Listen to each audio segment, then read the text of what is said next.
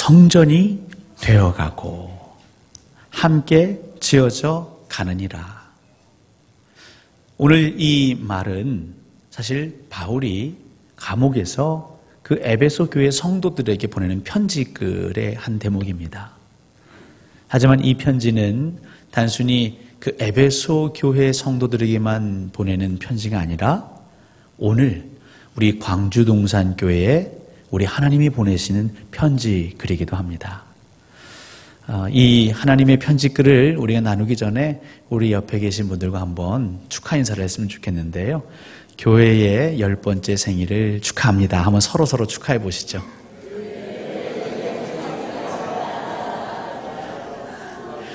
우리가 벌써 10살이 되었네요. 한 번 더 축하하실까요? 네. 감옥에 있으면 어떤 기분일까요? 억울한 분들이 참 많다고 합니다. 제가 감옥에 가보진 못했지만 이 감옥을 소재로 한 영화들 종종 보면 다들 나는 억울하다, 나는 억울하다. 여기 들어와 있을 사람은 내가 아니라 다른 사람인데 이런 표현을 한다곤 하죠. 근데 진짜 바울은 너무 억울합니다. 여러분, 바울이 잘못한 게 뭐가 있습니까? 물론 그 당시에 힘을 가진 사람들을 거역한 잘못은 있죠. 예수 전하지 말라고 했는데 예수 전한 잘못이 있습니다. 사랑하고 희생하고 헌신하고 바울이 그것 해서 감옥에 간 겁니다. 하나님께 원망할 만하죠. 하나님 뜻대로 정말 혼신을 다해 섬겼는데 제게 돌아온 것이 부귀 영화 상급은 아닐지언정 그래도 감옥은 아니지 않습니까? 그런데 어떻게 된 영문인지 이 바울은 그렇게 억울할 만도 한데 감옥에서도 교회 생각, 하나님의 몸된 교회, 예수 그리스도의 몸된 교회의 생각뿐입니다. 특별히 에베소 교회 성도들에게 오늘 20절에 권면을 하는데 뭐라고 말하냐면 너희는 사도들과 선자들의 터 위에 세우심을 입은 자라. 이게 바로 에베소 교회의 역사를 언급하고 있는 것이죠. 사도들과 선지자들의 터 위에 세우심을 받았다.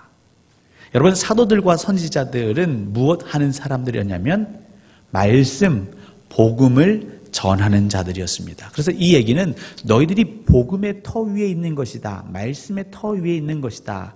이 내용 하나와 사도와 선지자들은 복음을 전하긴 전했는데 어떻게 전했냐면 희생하며 전했습니다. 섬기며 전했습니다. 봉사하며 전했습니다. 그러니까 뭐 대가를 받고 생색내기 위해서가 아니라 흉내내기 위해서가 아니라 정말 혼신의 힘을 다해서 젖먹던 힘까지 때로는 그 생명을 바쳐가며 이 교회 세우는 일을 안 했더라면 속도 덜 상했을 것이고 위장병도 안 걸렸을 것이고 원형 탈모도 안 생겼을 것이고 그런데 보상으로 돌아오는 건 없고 이 복음을 위해서 이 사도들과 선지자들이 몸도 상해가고 마음도 상해가면서 복음을 전한 것이죠. 에베소 교인들에게 얘기하는 것입니다. 지금 여러분들 모여서 교회한 정말 아름답죠. 여러분, 에베소는 큰 도시입니다. 그러니까 큰 도시니까 이 교회도 아마 큰 교회겠죠. 와, 우리 교회 건물 좋다. 우리 교회 예배 순서 좋다. 프로그램 좋다. 그렇게 자화자찬하며 들떠있는 성도들에게 당신들의 시작은 어땠는지 아십니까? 이 교회가 어떻게 시작됐는지 아십니까? 바로 사도들과 선지자들의 정말 말로 표현할 수 없는 그 진한 희생이 있었기 때문입니다. 이걸 얘기하고 있는 것이죠. 자, 그러면서 예수 그리스도가 모퉁이 돌이 되었다. 이건 기초석이죠.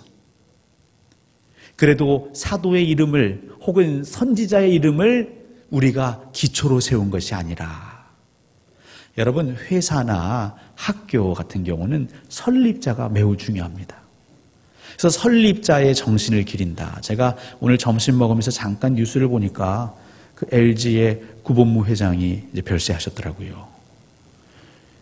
80세도 안 되고 지금 75세 정도 되시는데 안타깝지요.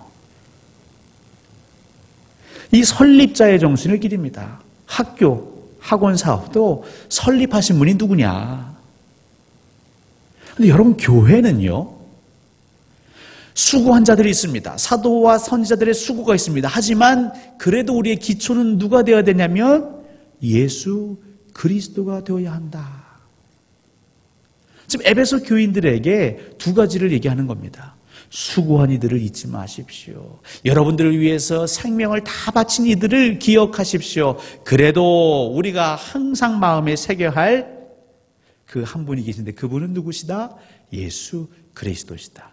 그 이유를 이제 21절, 20절 설명합니다. 왜냐하면 이 에베소 교회가 하나님 기뻐하시는 거룩한 전이 되기 위해서는, 여러분, 예루살렘 성전, 예수님 당시의 예루살렘 성전은 거룩한 성전 되지 못했죠.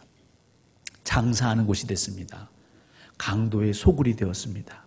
왜냐하면 하나님이, 특별히 예수 그리스도가 모퉁이 돌 되지 못했기 때문이죠. 거룩한 성전이 되기 위해서는 예수 그리스도가 기초가 되어져야 한다. 사람이 영광 받아서는 여러분, 교회가 성전될 수 없습니다. 거기에는 목사도 장로도 권사도 어느 누구도 이름이 들어가서는 안 됩니다. 여러분, 교회가 역사가 오래되면 오래될수록 흔히 범하는 오류가 있는데, 우리 교회 어떤 목사님 때에, 우리 교회 어떤 장로님이, 우리 교회 어떤 권사님이, 그분들이 왜 거기 와서 그렇게 헌신했을까요? 예수님 그리스도의 은혜 때문이지요. 우리가 그분들을 잊는 것 아닙니다. 하지만 기억하지만 그를 통해서 궁극엔 누구의 이름을 높여야 하냐면 예수 그리스도의 이름을 높여야 하는 것이죠. 교회가 예수 그리스도 이름을 높이지 않고, 아니 예수 그리스도 이름을 기억한다고는 하지만 그 예수의 이름보다 그 위에 무언가 더 올라가져 있는 순간 그것은 성전이 안 되고요, 강도의 구렬이 될 수 있는 것이죠. 그럼 모퉁이 돌이 예수가 되어야 비로소 성전이 되어 갈 수 있다. 그러면서 또 한 가지 비유를 들지요.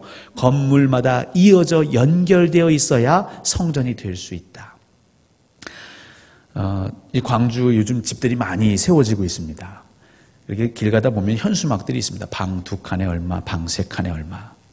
근데 여러분, 방인데 방마다 연결되어 있지 않고 이게 다 벽이면 어떨까요? 그 집은 쓸모가 없죠. 불편합니다. 어느 누구도 들어가 살려 하지 않을 것입니다. 그 담이 있으면, 막힌 것이 있으면 뚫으려고 하겠지요. 우리 주 예수 그리스도는 어떤 분이십니까? 그는 우리의 화평이신지라. 그가 둘로 나누는 것, 그 중간에 원수된 막힌 담을 그의 몸으로 허무신다 하셨지요. 여러분, 예수 그리스도를 꼭 붙잡고 있으면요, 그분이 우리의 막힌 담을 허십니다. 저희 광주 동산교회도 다양한 분들이 함께 신앙생활하고 있습니다. 지역도 다르고 또 섬겼던 교회도 다르고 심지어 교단도 다르고 뭐 여러 가지 다양함이 있습니다. 그 다양함이 있다는 건 때로는 어색함과 또 익숙하지 않음이 있습니다. 다름이 있습니다. 근데 이것이 그냥 방치해버리면요, 쌓여서 담이 돼버리죠. 이 담을 사람이, 누가 주체가 되어서 뚫으려고 그러면요, 꼭 성이 납니다. 어긋납니다. 그것으로 인해 분란과 분열이 조장이 됩니다. 그런데 모든 성도들이 예수와 연결되어 있고 예수 그리스도를 부르짖으면 여러분 믿으십시오. 성령님이 그 막힌 것을 허무십니다. 우리의 마음과 마음을 통하게 하십니다. 억지로 두 사람을 테이블에 앉혀서 얘기하라고 한다고 그 화가 풀리지 않습니다. 노여움이 풀리지 않습니다. 갈등이 해결되는 게 아닙니다. 하지만 우리 모두가 예수 그리스도와 연결되어 있으면 그 예수님이 우리의 중재자, 화해자가 되시는 것이죠. 그리고 어느샌가 우리 모두는 연결이 됩니다. 뻥 뚫리는 것이죠. 그러면서 오늘 바울은 마지막에 이렇게 얘기합니다. 너희도 성령 안에서 하나님이 거하실 처소가 되기 위하여 그리스도 안에서 함께 지어져 가느니라.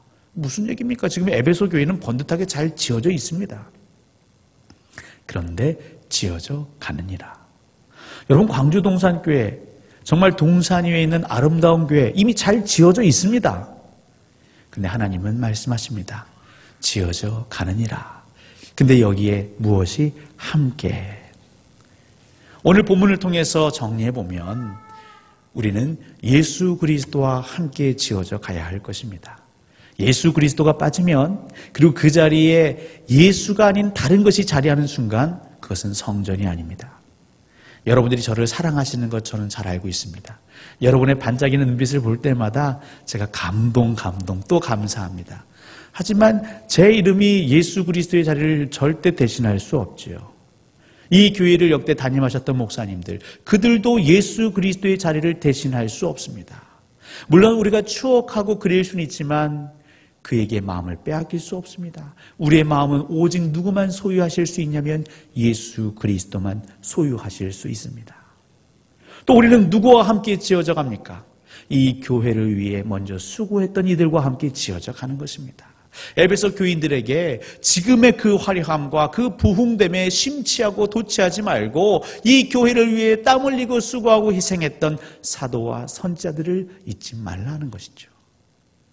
우리도 이 광주 동산교회를 정말 처음부터 한결같은 마음으로 갈고 닦고 땀 흘렸던 이들과 함께 계속 지어져 가는 것입니다. 또 누구와 함께 지어져 갈까요? 지금 우리와 함께 있는 여러분들과 함께 지어져 가는 것입니다. 우리 안에 다름이 있습니다. 어색함이 있습니다. 불편함이 있습니다. 여러분, 그것이 없을 수는 없고요. 우리는 그 불편함을 가지고 누구에게? 우리의 모퉁이 돌 되시는 예수 그리스도에게 상의하는 거죠. 주님, 좀 말이 안 통합니다. 생각이 안 통합니다. 일을 할 때마다 삐걱거립니다. 어떻게 할까요? 그 예수 그리스도께서 통하게 하시는 것이죠. 연결되게 하시는 것이죠. 그러면 이 광주 동산교회는 온전히 하나가 되는 것입니다.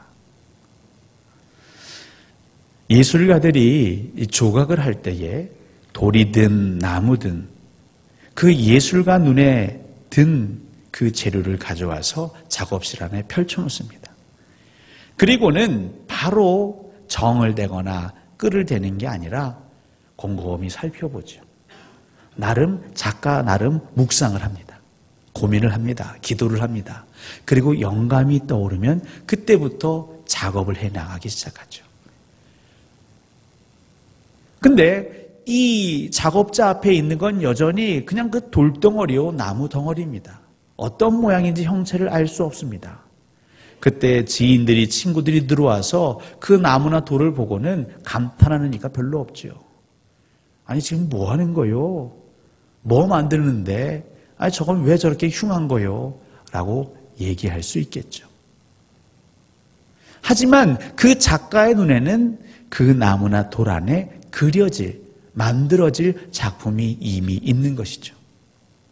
그래서 어느 누구도 그 작품의 진행에 방해가 있기를 원치 않습니다. 손대기를 원치 않습니다. 남들은 그냥 돌덩어리고 나무덩어리라고 말하지만 이 작가의 눈에 보이기에는 귀한 작품으로 빚어지고 있는 것이죠. 여러분, 이 교회, 광주 동산교회, 하나님의 작품입니다. 하나님이 지금 우리를 빚어가고 계십니다. 지어가고 계십니다. 근데 어떤 이들은 이 지어가는 과정 가운데 에게 저게 뭐야 라고 말할 수 있겠죠. 오직 하나님만 아시는 거거든요. 그리고 이 작품이 온전히 완성이 될 때 그때는 많은 사람들이 고개를 끄덕이겠죠.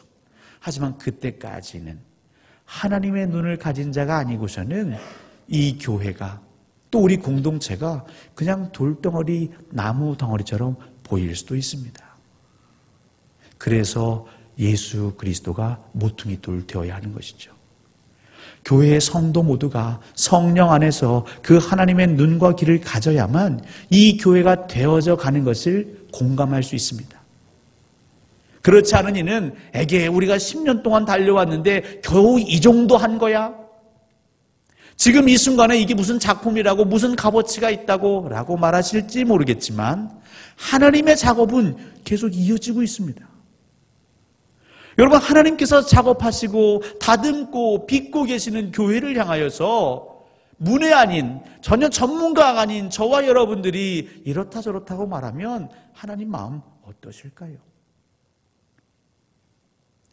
우리 모든 성도들이 예수 그리스도의 마음, 하나님의 심장으로 이 교회를 바라보시고 예수와 함께 이 교회를 시작했던 이들과 함께 또 지금 이 시간 이 자리에 있는 성도들과 함께 이 교회가 성전되어 갈 수 있도록 함께 지어져 갈 수 있도록 마음을 모으고 기도하시기를 우리 주 예수 그리스도 이름으로 간절히 소원하고 축원합니다.